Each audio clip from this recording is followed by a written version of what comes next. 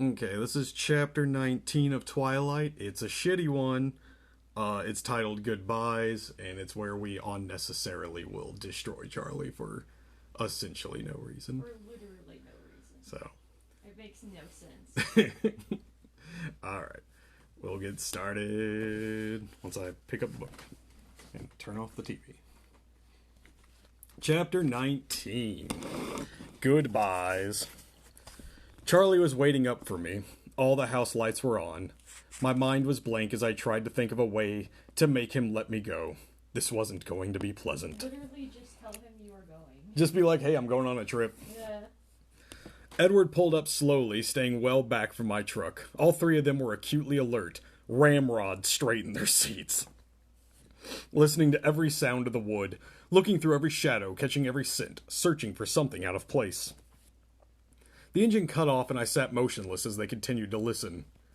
He's not here, Edward said tensely. Let's go. Emmett reached over to help me get out of the harness. Don't worry, Bella, he said in a low but cheerful voice. We'll take care of things here quickly. I felt moisture filling up my eyes as I looked at Emmett. I barely knew him, and yet, somehow, not knowing when I would see him again after tonight was anguishing. What about Charlie? No, Emmett.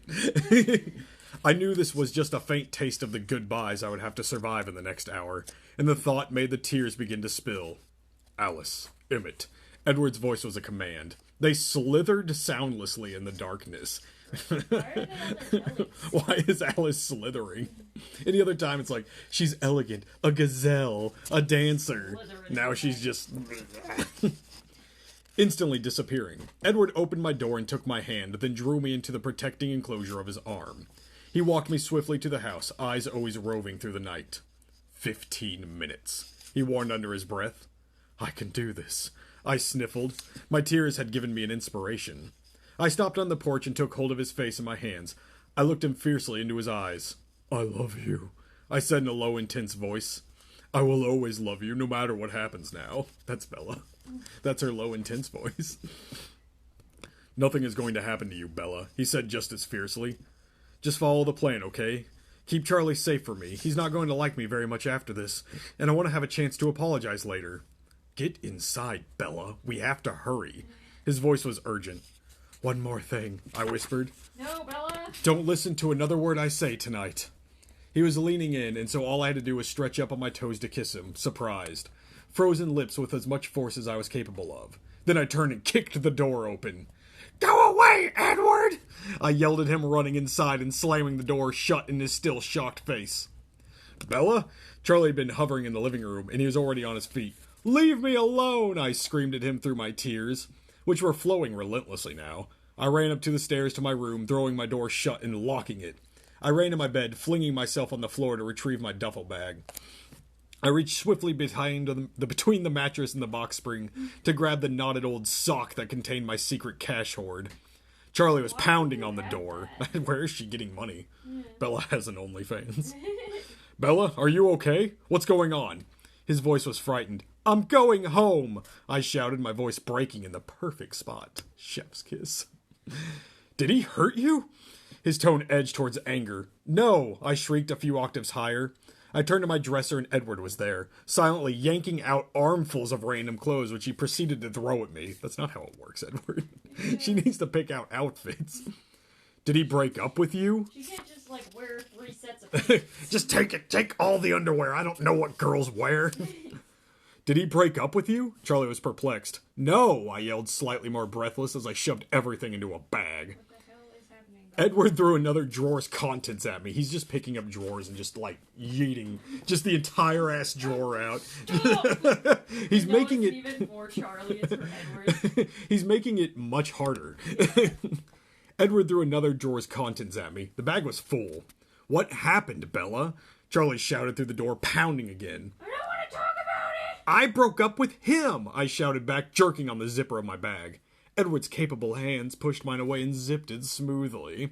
He put the strap carefully over my arm. I'll be in the truck. Just go, he whispered and pushed me towards the door. He vanished out the window. I unlocked the door and pushed past Charlie roughly, struggling with my heavy bag as I ran down the stairs. This is all so unnecessary. She had just come home and been like, Dad, I'm gonna go on a trip. Yeah. He probably would have been fine. He'd be like, okay. But, and, like, he wouldn't hate Edward later, but she did this. She could have been, she literally could have been like, I'm going on a camping trip with Carlisle and his family. And that would have been all they needed to do. And their whole thing is like, oh, well, what if James is listening? It's like, that still would have worked. Yeah. It still would have worked. That Bella was going away. Like, what happened? He yelled. He was right behind me. I thought you liked him. He caught my elbow in the kitchen, though he was still bewildered. His grip was firm. He spun me around to look at him, and I could see in his face that he had no intention of letting me leave. I could think of only one way to escape. You're a fucking mess, Bella. And it involved hurting him so much that I hated myself for even considering it. But I had no choice. You have so many choices. I glared up at my father, fresh tears in my eyes for what I was about to do. Long live the king. I do like him. That's the problem. I can't do this anymore. I can't put down any more roots here. I don't want to end up trapped in this stupid, boring town like Mom. I'm not going to make the same dumb mistakes she did. I hate it. I can't stay here another minute. My hand dropped from my arm like I had electrocuted him. I turned away from his shocked, wounded face and headed for the door. Bells, you can't leave now. It's nighttime. He whispered behind me. I didn't turn around. I'll just sleep in the truck if I get tired. Just wait another week, he pled, still shell-shocked. Renee will be back by then. This completely derailed me. What? Charlie continued eagerly, almost babbling with relief as he hesitated. She called while you were out. Things aren't going so well in Florida, and if Phil doesn't get signed on by the end of the week, they're going back to Arizona. The assistant coach of the Sidewinder said they might have a spot for him at another shortstop. I shook my head, trying to reassemble my now confused thoughts. Every passing second put Charlie in more danger. I have a key, I muttered, turning the knob. He was too close, one hand extended towards me, his face dazed. I couldn't lose any more time arguing with him. I was going to have to hurt him further. Why? It seems like you just kind of want to. Just let me go, Charlie. I repeated my mother's last words as she'd walked out the door so many years ago. I said them angrily as I could manage, and I threw the door open. It didn't work out, okay? I hate forks. My cruel words did their job. Charlie stayed frozen on the doorstep, stunned, while I ran into the night. I hate Bella. There's just, I hated Book Bella already. Yeah. This is so much, it's unacceptable. I hate you so much. I hate you. I ran wildly for the truck, visualizing a dark shadow behind me. That's how I feel about this fucking book. I threw my bag in the bed and wrenched the door open. The key was waiting in the ignition. I'll call you tomorrow, I yelled, wishing more than anything that I could explain everything to him right then. That's confusing, really Bella. Weird, Bella. I'll call you tomorrow. Okay, bye. Love you. I would never be able to. I gunned the engine and peeled out. Bella, what the fuck was that? Edward reached for my hand. Pull over, he said as the house and Charlie disappeared behind us. I can drive, I said through tears pouring down my cheeks. His long hands unexpectedly gripped my waist, and his foot pushed mine off the gas pedal. I'm driving, Bella, I'm the man. He pulled me across his lap, wrenching my hands free of the wheel, and suddenly he was in the driver's seat. Never do anything not gross. The truck didn't swerve an inch. You wouldn't be able to find the house anyway, he explained. Okay. Lights flared behind us. I stared out the back window. My eyes were wide with horror. It's just Alice, he reassured me, and he took my hand again. My mind was filled with the image of Charlie in the doorway. What about the tracker? He heard the end of your performance, Edward said. And Charlie? I asked in dread. The tracker followed us. He's running behind us now. My body went cold. Can we outrun him? No. But he sped up as he spoke. The truck's engine whined in protest. My plan suddenly didn't feel so brilliant anymore. I was staring back at Alice's headlights when the truck shuddered, and a dark shadow sprung up outside the window. My blood-curdling scream lasted a fraction of a second before Edwards clamped down on my mouth. It's Emmett. Yeah. That's it. He released my mouth and wound his arm around my waist. It's okay, Bella. You're gonna be safe. Emmett's like, oh, sorry. We raced through the quiet town towards the North Highway. I didn't realize you were still so bored with the small town life, he said conversationally, and I knew he was trying to distract me. Shut the fuck up. It seemed like you were adjusting fairly well. What are you doing? Especially recently. Maybe I was just flattering myself by thinking that I was making life more interesting for you. I will I don't know what to say to this, that. Edward? It's bad enough that Bella is so stupid. The only thing, like, this whole plan is stupid. He could just take Charlie as a hostage anyway. And it doesn't matter that she's leaving. He now knows that he has leverage. I don't understand. And, like, this plan's stupid. She's obviously upset about it, and Edward's like, so you really don't like this guy, huh? I didn't know you hated your dad so much. God, you're a really bad daughter. I wasn't being nice, I confessed. I was making your life more interesting. They say on the run from murderous vampires. I wasn't being nice, I confessed, ignoring his attempt at diversion, looking down at my knees. That was what is this? What are we doing here? That was the same thing my mom said when she left him. You could say I was hitting below the belt. Stephanie Meyer cannot write. I think Stephanie Meyer just has a stroke mid-fucking chapter when she writes things. Don't worry, he'll forgive you. He smiled a little, though it didn't touch his Edward, eyes. shut the fuck up! It doesn't matter if he forgives her. It matters that she hurt him like that. Also, Edward doesn't see the future. He doesn't know. He read Charlie's mind, but I'm sure Was Charlie like, I'll forgive her? I'm sure he's not thinking, I'll forgive Bella. I'm sure he's thinking, like, maybe I should just kill myself. Yeah, like... because everyone I love leaves. Bella, it's gonna be alright. But it won't be alright when I'm not with you, I whispered. Jesus Christ, that's all she's thinking about. She doesn't care about Charlie. Fuck Charlie. I hate this bitch.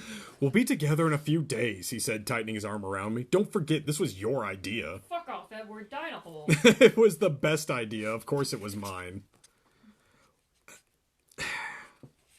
His answering smile was bleak and disappeared. They're just like, haha, wasn't that a funny thing? Why did this happen? I asked, my voice catching. Why me? Because you decided to date a fucking vampire, Bella! After God and everyone told you it was a bad idea. Including Edward. Yeah. He stared blackly at the road ahead. It's my fault. I was a fool to expose you like that. Look what you've done. You've made him emo, Edward. The rage in his voice was directly internal. That's not what I meant, I insisted. I was there. Big deal. It didn't bother the other two. Why did this James decide to kill me? There's people all over the place. Why me? He hesitated, thinking before he answered. I got a good look at his mind tonight, he began to say in a low voice. I'm not sure if there's anything I could have done to avoid this once he saw you. It is partially your fault, I suppose. His voice was thinking carefully before he answered. Edward? If you didn't saying it is her fault that people want to eat her? If you didn't smell so appallingly delicious. It's that fucking strawberry He might not have been bothered. But when I defended you, well, that made it a lot worse. He's not used to being thwarted, no matter how insignificant the object. He thinks of himself as a hunter, nothing else. It's not even about you, Bella. His existence is consumed with tracking, and a challenge is all he asks of life. Suddenly, we've presented him a beautiful challenge. A large clan of strong fighters, all bent on protecting one vulnerable element. You wouldn't believe how euphoric he is now. It's his favorite game, and we've just made it his most exciting game ever. You're so creepy. James, your dick's so big. Like, Bella, you just wouldn't believe how big this guy's dick is. I'm not saying that I was gay, but if I was, like, this guy. I might do it for me. He paused a moment, thank God. But if I stood by, he would have killed you right there, Yeah. he said with hopeless frustration. Back. I thought I didn't smell the same to others as I do to you, I said hesitantly. You don't. But that doesn't mean that you aren't still a temptation to every one of them. If you had appealed to the tracker or any of them, the same way you appeal to me, it would have meant a fight right there. I shuddered. I don't think I have any choice but to kill him now, and Carlisle won't like that. I could hear the tires cross the bridge. Though I couldn't see the river in the dark, I knew we were getting close. I had to ask him now. How can you kill a vampire? He glanced at me with unreadable eyes, and his eyes were suddenly harsh. Taking the gist, The only way to be sure is to tear him to shreds, and then burn the pieces. And the other two, won't they fight with him? The woman will. I'm not sure about Laurent. They don't have a strong bond. He's only with them for convenience. Laurent doesn't give He was embarrassed by James in the meadow. But James and the woman, they'll try to kill you, I asked. Bella, Don't you dare waste time worrying about me. Your only concern is to keep yourself safe, and please, trying not to be reckless. Is he still following us? Yes. He won't attack the house, though. Not tonight.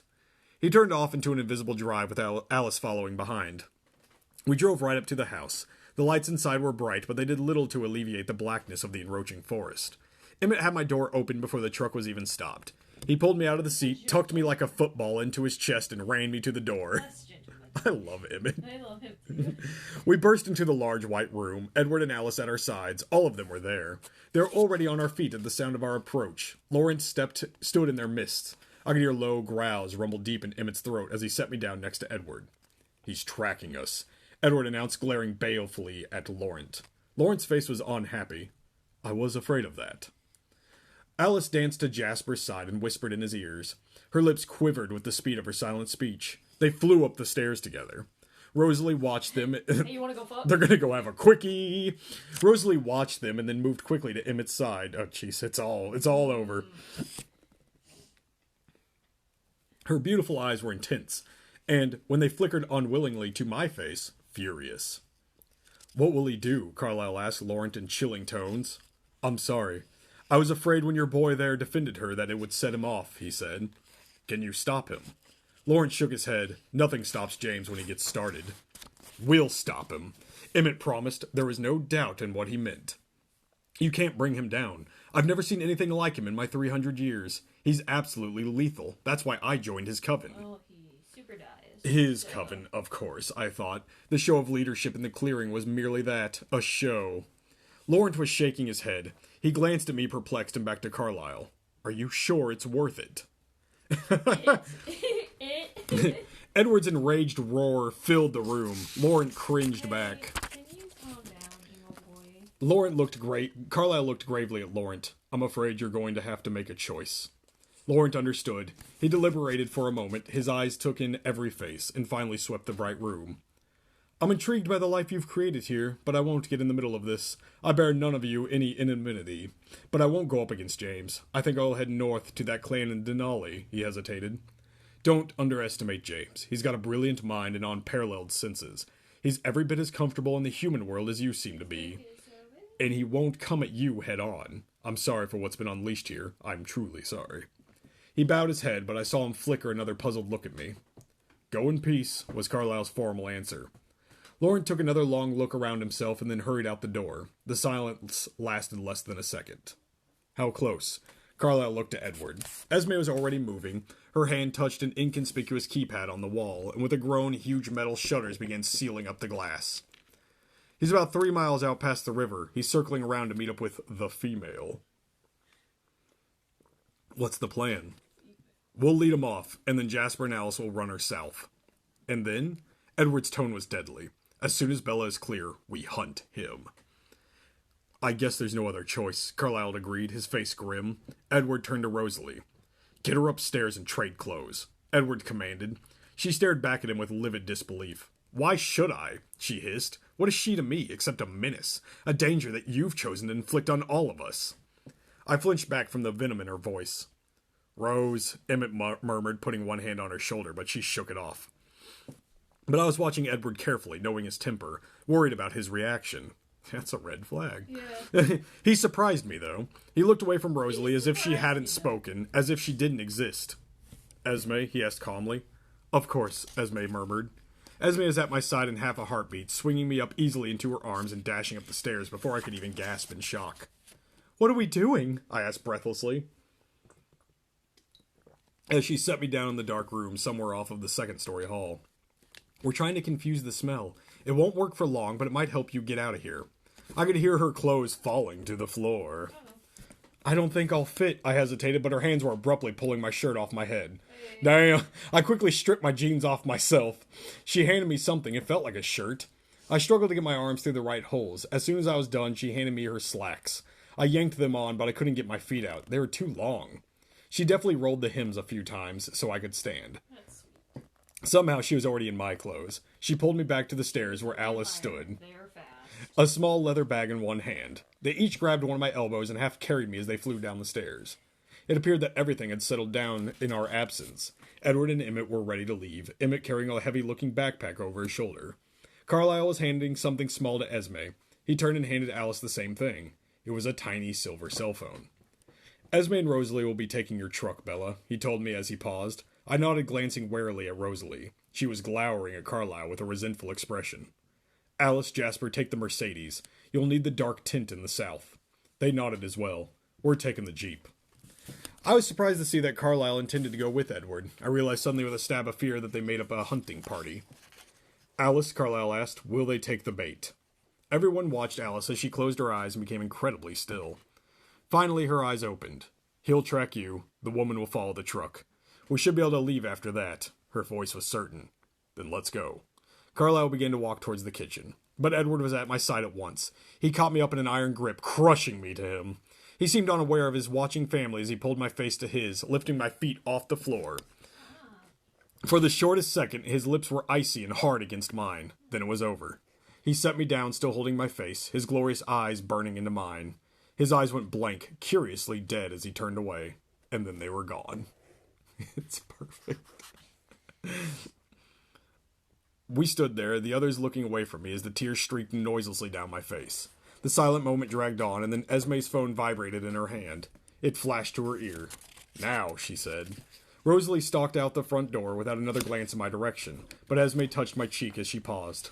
Be safe. Esme, you're a little gay. I don't like Esme. Her whisper lingered behind them as they slipped out the door. I heard my truck start thunderously and then fade away.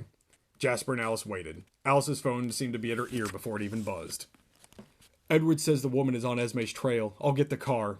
She vanished into the shadows the way Edward had gone. Jasper and I looked at each other. He stood across the length of the entryway from me, being careful. What if Jasper just ate her? That's what I was just thinking. I was like, wow, we're just going to leave her alone with Jasper. It was like all pointless. You're wrong, you know, he said quietly. What? I gasped. I can feel what you're feeling now, and you are worth it. I'm not, I mumbled. If anything happens to them, it'll be for nothing. Not. You're wrong, he repeated, smiling kindly at me. I heard nothing, but then Alice stepped through the front door and came towards me with her arm held out. I don't need kindness from a Confederate soldier. May I? She asked. You're the first one to ask permission, I smiled. She lifted me in her slender arms as easily as Emmett had, shielding me provocatively. Protectively. I read that wrong. And then we flew out the door, leaving the lights bright behind us. That is the end of chapter 19.